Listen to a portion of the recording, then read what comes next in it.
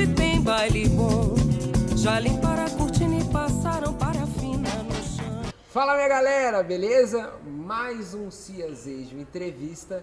Pra quem não me conhece, eu sou Samuel Ninô, integrante da Ciazejo, dançarino. E hoje eu tenho ao meu lado ela, Sheila Santos.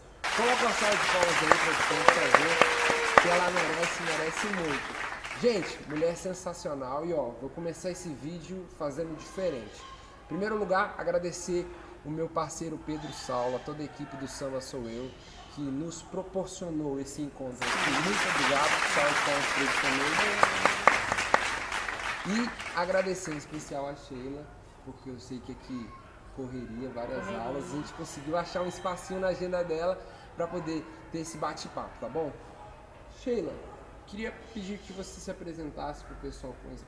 Pra quem ainda não conhece, que ela é famosíssima aí, ó, no meio da dança. Não é tudo isso não.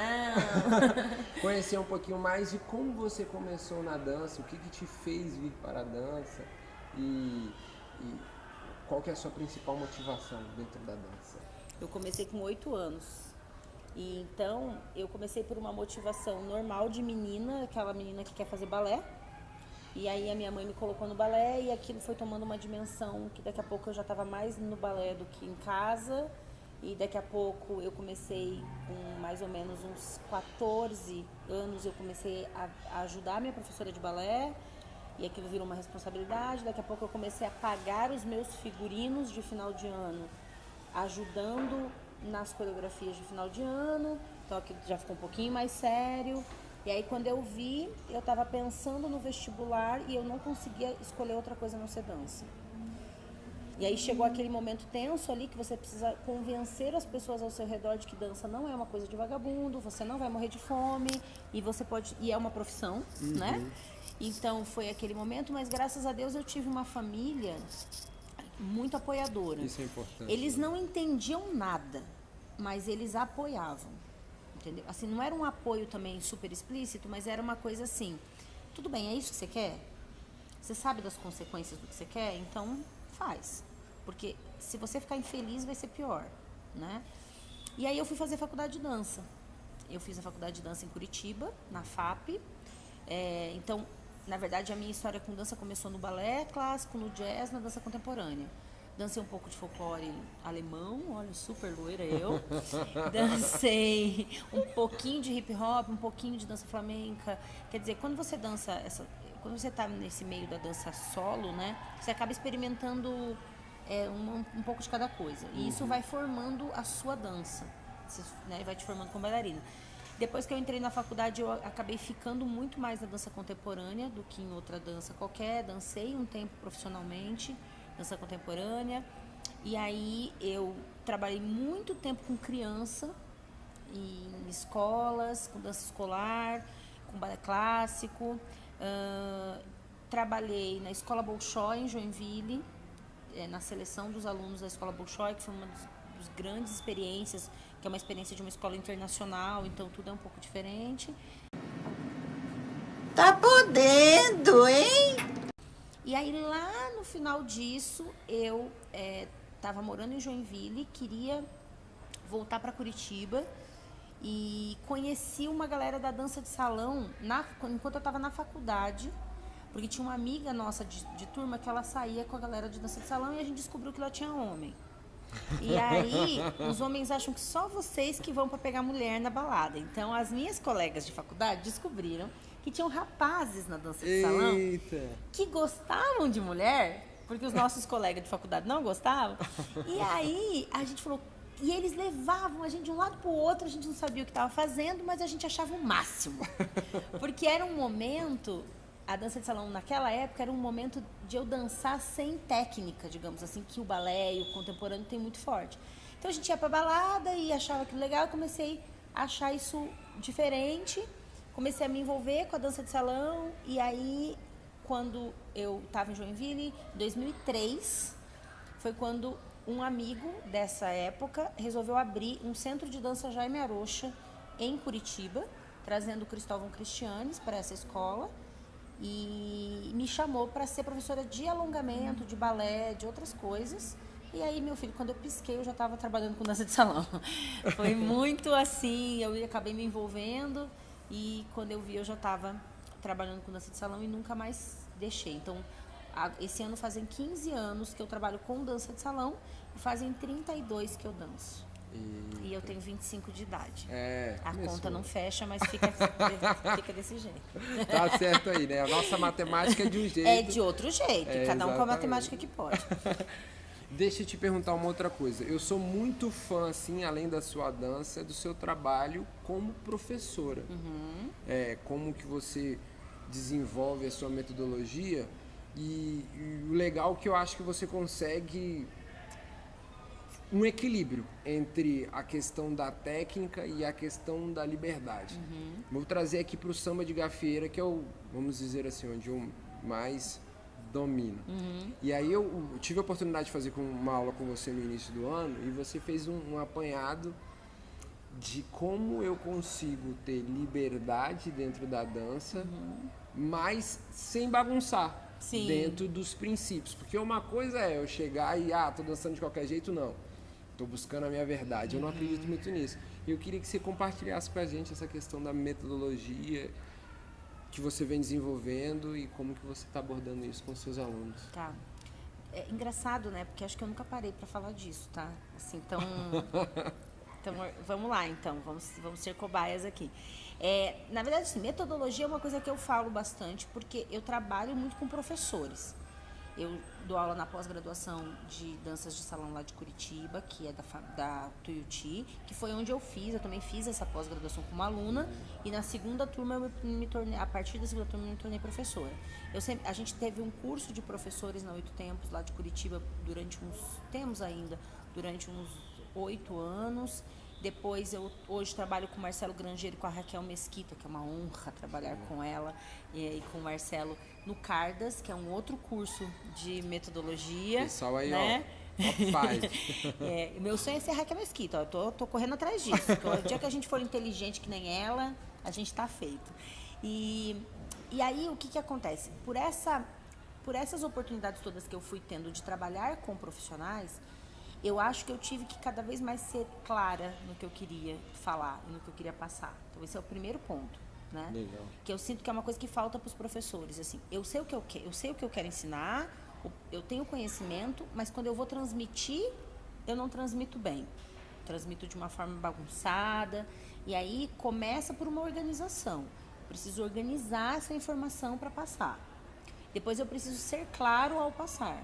E eu preciso ter uma série de ferramentas para passar essa informação, porque você vai entender de um jeito, fulano vai entender de outro, e vocês estão todos na mesma sala, né? E aí, essa organização, eu também trouxe um pouco do balé clássico e da dança contemporânea, que são técnicas de dança muito mais evoluídas que a dança de salão nessa questão. Tirando essa clareza, aí eu acho que vem um segundo ponto, que eu acredito que a dança de salão, ela tá em processo, né? Está começando um processo de evolução, de organização, de metodologia, de informação e de identidade como técnica. A gente, como técnica organizada, tem cerca de uns 30 anos só, 35 anos. O balé tem 500 anos.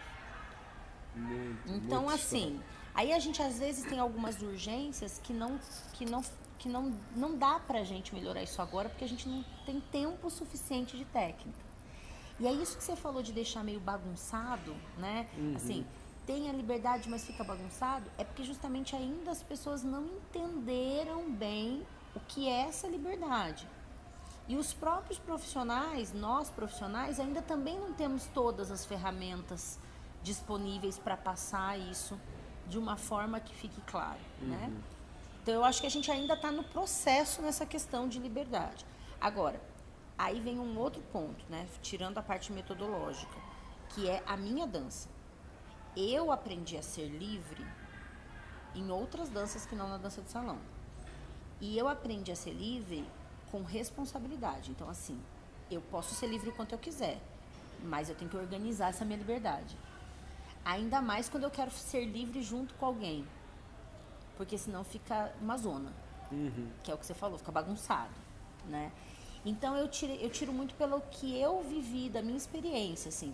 Quando eu tentei fazer coisas porque eu estava sentindo, porque eu achava legal, porque eu invadia o teu espaço, eu não te comunicava bem, eu dançava sozinha, eu escutava a minha música sozinha e assim por diante. Quando eu passei a entender a minha liberdade, mas querer que você seja livre comigo, aí a coisa começou a ficar um pouco melhor.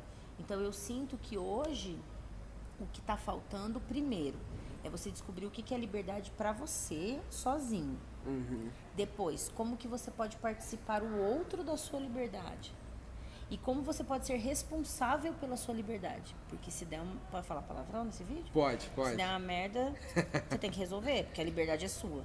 Exatamente. Então aí as pessoas elas querem ser livres, mas elas não querem ser responsáveis. E liberdade traz responsabilidade. Exatamente. Então acho que foi aí que mudou o meu jeito de ensinar isso.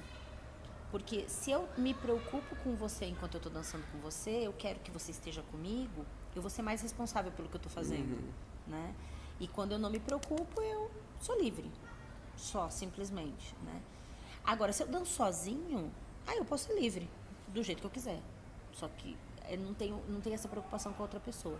E aí eu tenho buscado, ainda acho que estou caminhando nessa trajetória como professora, buscando formas e métodos e exercícios e caminhos para que o meu aluno consiga essa liberdade. Porque também isso eu acho que é uma falha nossa. Se eu consigo, não quer dizer que o outro consegue. Então, como eu como professora, consigo fazer com que ele faça. Essa é a tarefa do professor, né? Fazer com que o outro faça. E buscar meios para que ele entenda e faça de acordo com o que... Sabe uma coisa que me deixou, que a Sheila, eu posso dizer assim, que ela mudou minha vida? Eu fiz uma aula com ela no início do semestre, e aí eu tava passando por um momento na minha dança, que eu sou um cara muito espontâneo, e quando eu tô dançando, principalmente o meu samba de gafeira, eu sou apaixonado por samba. Tanto é que eu tenho a oportunidade, o privilégio de não só dançar, mas de cantar também.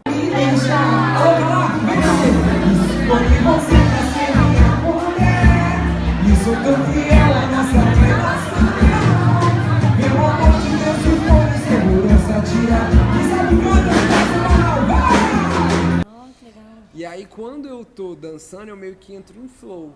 Só que eu tava tendo uns problemas, porque aí eu aprendi dentro da Ciazejo, né, a companhia de dança que eu faço parte, do mestre Thiago Seba, que a gente tem ali, vamos dizer assim, um estatuto da gafeira, tem os princípios que a gente precisa seguir, principalmente a questão da ronda. Mas quando eu tava dançando, às vezes eu entrava em flow e eu percebia que algumas pessoas, de certa forma, ficavam me olhando, entende? Eu dançando da minha maneira e tal.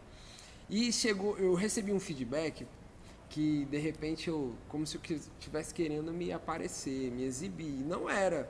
Era eu só querendo dançar ali na minha vibe.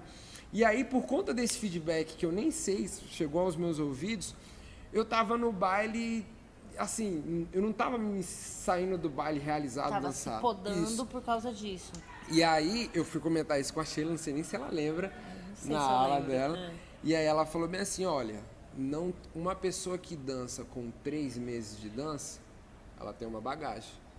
Uma outra pessoa que tem aí seus 4, 5, 10, ela tem outra bagagem. Não tem por que a gente querer que a pessoa de 6 anos faça as movimentações de acordo com a bagagem da pessoa que tem 3 meses de dança. Exatamente. Isso foi libertador para mim, porque aí eu comecei a achar, a partir disso, a minha verdade. E voltei ainda mais a dançar para mim, respeitando o princípio do salão, tendo um cuidado com o que está... Com o meio, isso, né? O que tá à nossa volta, ao nosso redor. Isso mudou. E aí eu queria entender um pouco mais como é que você faz para trazer toda essa sua bagagem e aplicar na dança de salão. E aí como que você consegue, de repente, vai fazer um giro, aí você traz um princípio da sua vivência do balé, vai fazer alguma movimentação, traz um outro princípio do contemporâneo. Como é que funciona?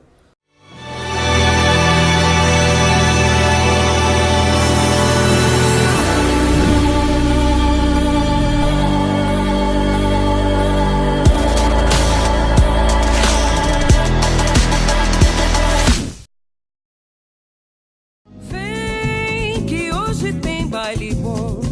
Já limparam a cortina e passaram para